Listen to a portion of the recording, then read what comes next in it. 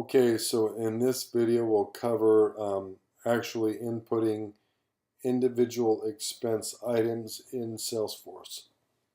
You'll see that I'm already at my expense screen by coming up here, making sure that you're on the expense tracker. And we're at the sales report that we generated in the last video, which is 1625. What I typically like to do is include notes. In this case, I've already done so, indicating what this report is for, which is miscellaneous expense items. Inputting a note is very easy. Just click New Note, go ahead and type in whatever your note is, and then click Save. So we'll cancel out of that, and then we're ready to input individual expense items.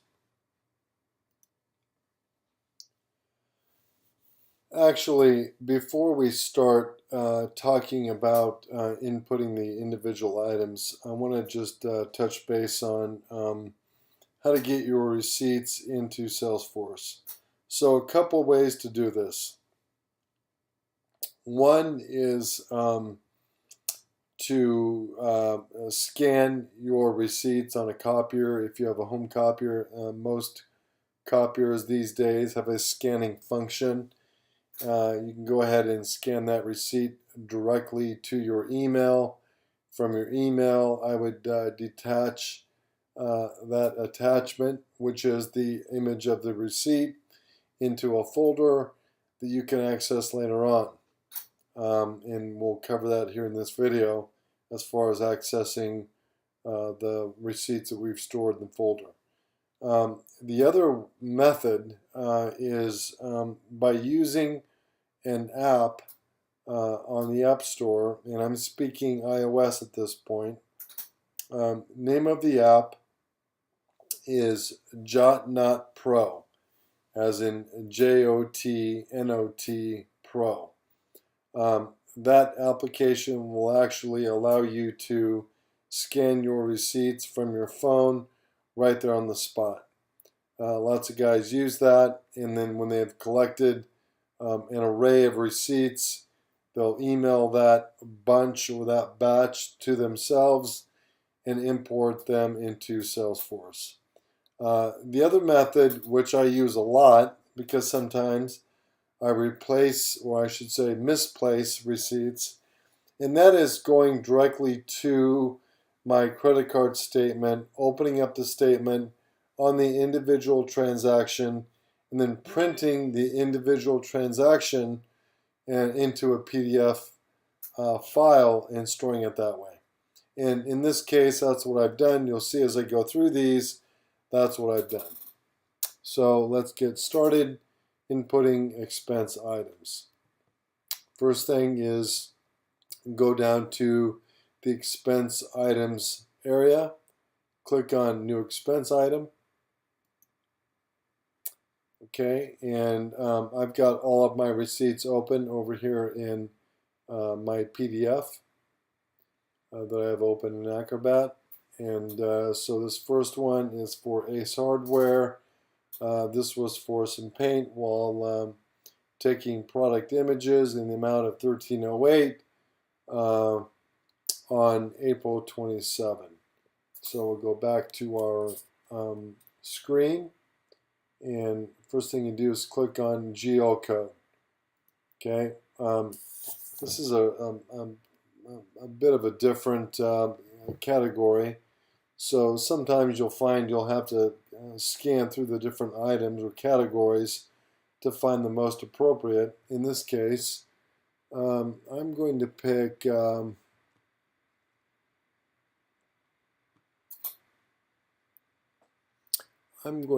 miscellaneous expenses. Okay. Department code, leave that alone. No need to fill that out. Receipt date, we said it was April 27, so we're in July. And I'm way overdue on inputting this, but rule of thumb is get them in every week. Amount, I think I said the amount was $13.08. And then again, the description, paint for product image. That's okay. Save and new, because I've got a few more to do. I'll do one more. And so normally what I'll do is I'll open up these receipts in Acrobat, and then I'll check them off as I input them. So that one's done. Come down to my next one here. Okay, May 9th, looks like I had something post to my account from Citrix. That would be for GoToMeeting. All right, so go back here. GoToMeeting would fall under computer software. May 9th. In the amount of $52.62. And type that in the GoToMeeting, save and new. Okay, I'm going to go ahead and input the rest of these, and then we'll join up again after I complete the input of everything and show you how to attach that to the actual report in Salesforce. Okay, so I've input my other two receipts, and I'm going to go ahead and click Save this time instead of Save and New. And all that will do is take me to the expense item screen that I just input, and I want to go back to the actual report screen. So to do that, I come up here to the expense report number. You'll see there's an underline under the number, which indicates that it is a link back to the report. I'm going to go ahead and click on that. That takes me back to my expense report. And you'll see all the items that I input here. Okay. If I need to go back in and maybe edit an item, I can do that by coming over here and clicking Edit. Okay. So we'll cancel out of that. All right, we're just about done here. So the last thing we do is we need to attach that file of receipts that we have stored in a folder somewhere on the computer. So to do that, we come up here to the Google Docs Notes and Attachments section and click Attach File. Choose File.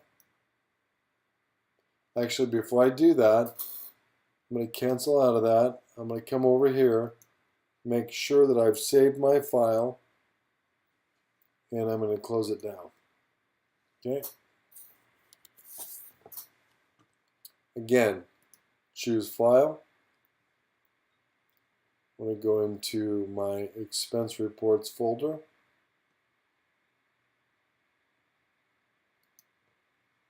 (2016).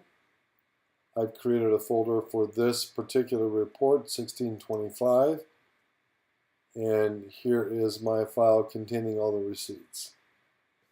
You'll see that. Okay, 4 receipts. We're good to go. All right. One good habit to get into is review your expense report. Make sure the amounts in the report summary match up with the amounts on the actual receipts. Okay, so click Open, Attach, and Done. And you'll see here that we have attached this file called Binder 1625, the date, and what the expense report was for. That's my own naming convention. I'd probably encourage you to do something similar just to make it easy to access your files in the future if you need to search for an expense item. So that's it. So we've got all the amounts input. We're good to go there. I've included my note. I've included my file. At this point, we can go ahead. We're going to edit this report. And to submit the report, remember, we go to Status and click Submitted, and then Save. And at that point, by changing the status to submitted, it automatically prompts emails to people within the office, and that particular expense report will be processed. Again, if you get them in before Friday of the previous week, typically you'll receive a check the following Friday of the following week. Okay, that's it for expense reports. If you have any questions at all on this, always call the office, and someone there will always be more than happy to help out.